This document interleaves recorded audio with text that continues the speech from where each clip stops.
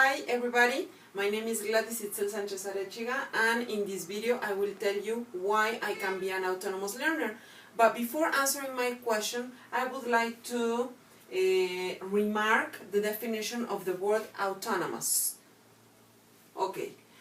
Autonomous, according to the Merriam-Webster's dictionary, autonomous is the state of existing or acting separately from others. That is the first definition.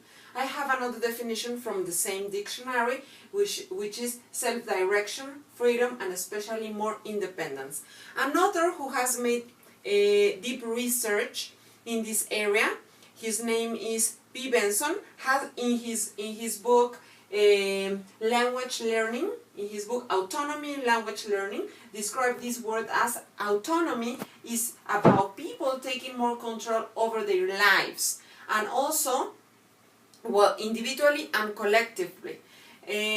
Autonomy in learning, according to the same author, is about people taking more control over their learning in classrooms and outside them. Okay, here I'd like to make a remark, because this author mentioned that we don't have to be confused with being autonomous and self-study, self-access, out of the classroom learning, because these are two different words. The first one is taking control over your study, and the other one is learning by yourself. So these terms are completely different.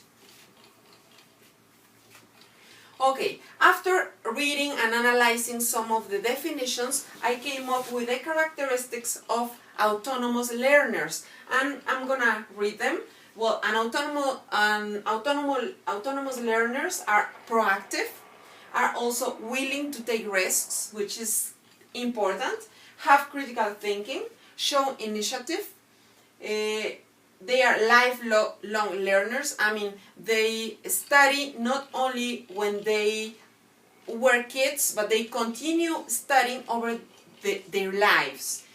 Are able to monitor their own learning. I mean, they are in constant, checking how are they doing. They are checking their own learning, right?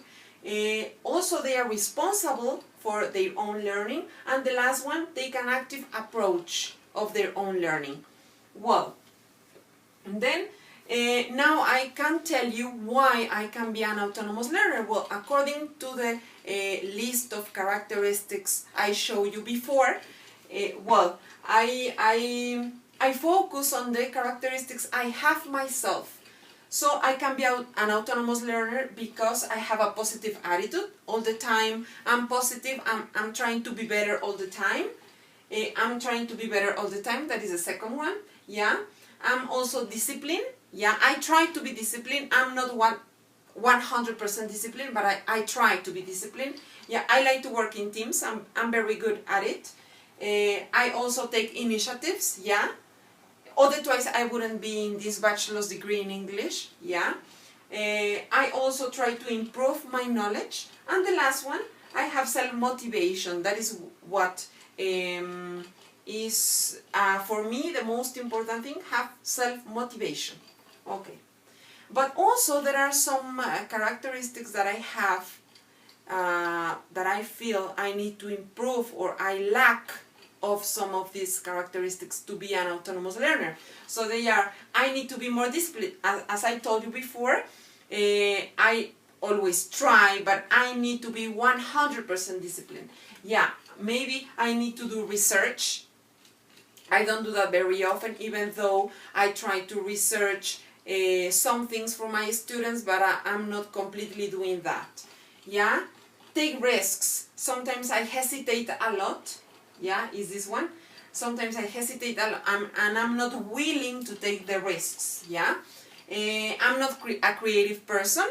Yeah, however, I consider myself that if I work on that, I will be creative. Yeah, if I want it. And take time to think. For me, this is very important, because sometimes I rush on. I take some decisions which are not relevant in my life, so I have to take some time to think. So, in conclusion, I can say that everybody can be an autonomous learner, but you need to be willing to do it and just go for it and you will have it. Thanks for listening, and I hope you grade me well. Bye-bye.